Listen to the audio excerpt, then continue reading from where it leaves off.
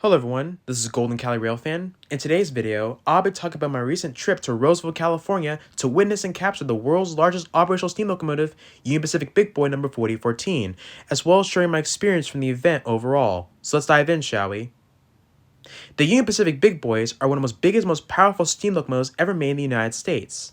The Union Pacific had 25 Big Boys that were numbered from 4000 to 4024. The Union Pacific Big Boys were built by ALCO in the 1940s to help end the war traffic during World War II. After World War II ended, the Union Pacific Big Boys spent their service careers hauling various trains across UP's system up until the 1960s, when reportedly around that time was when the last Big Boy was ever seen to run under steam again.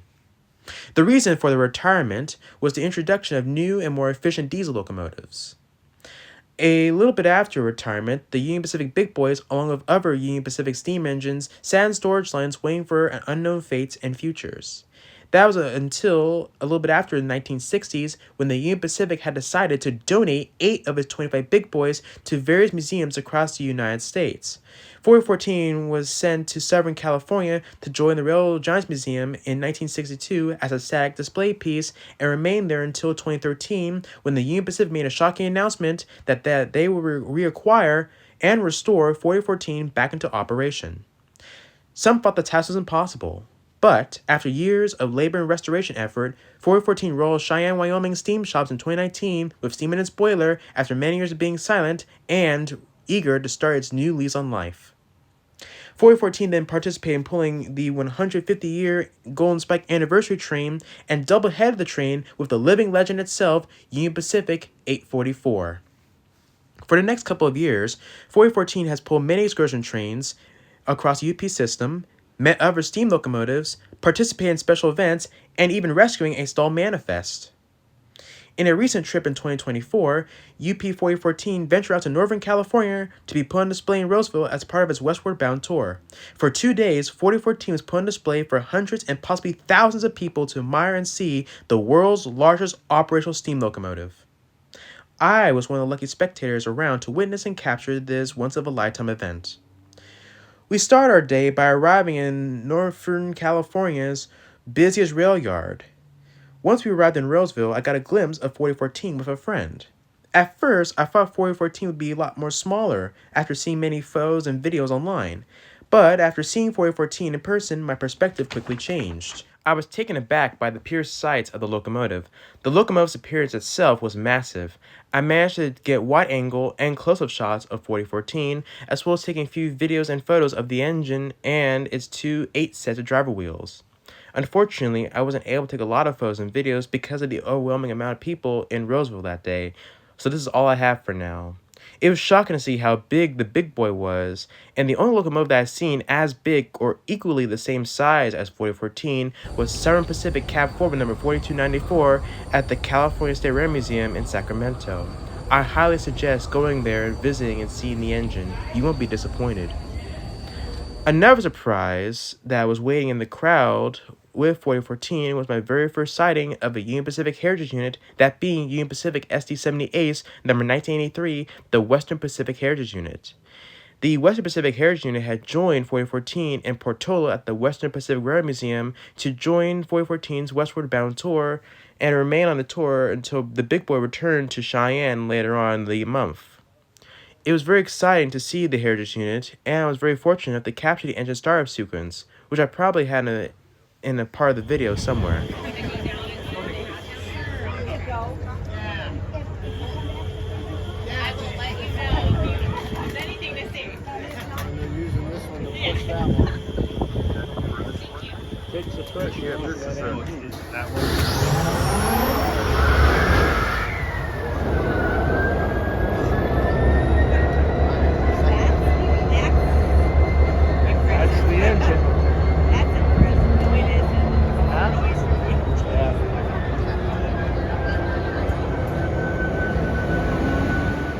In a way, we got a 2-for-1 special. We got to see 4014 and a Heritage Unit. We also got a chance to take a picture of the passenger cars in the consist, as well as the excursion tenders between 4814 and the Heritage Unit. A fun little fact about 4814's tender is that 4814 is currently using Challenger number 3985's tender, while its real tender is being restored by the Historical Society that acquired the Challenger and 5511 in 2022. So in a way, we got a 3-for-1. We got Union Pacific 4014, a little bit of Challenger 3985, and a West Pacific Heritage Unit. How cool is that? We decided afterwards to board the train through the experienced Union Pacific passenger car. It was the only passenger car in the consist that the public can go inside and see possibly the whole entire train. I was really excited to go inside the passenger car. After waiting for 2.5 to 3 hours, we managed to get in line to board the train, and after being through the train, the overall time being there was an experience. Once we got inside the passenger car, I was excited and a little disappointed.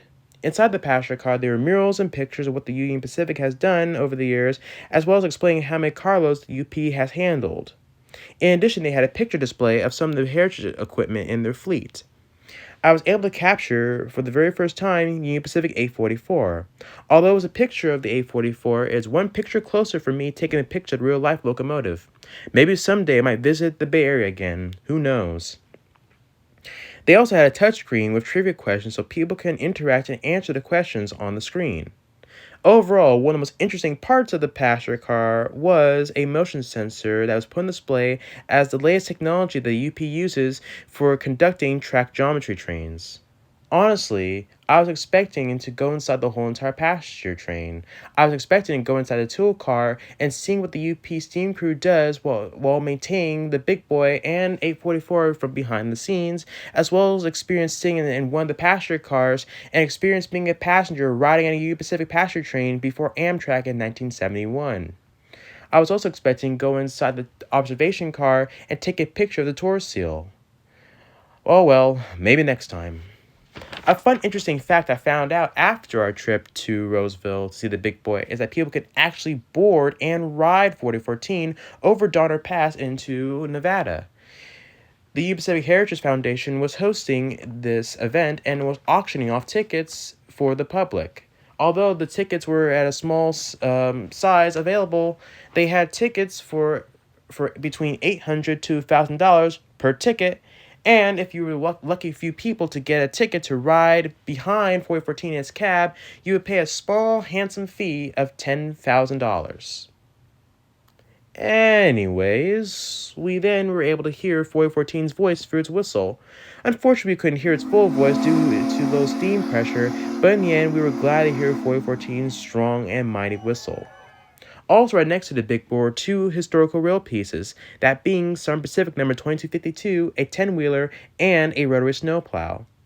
It was cool to see these equipment and also the size comparison between the two steam locomotives.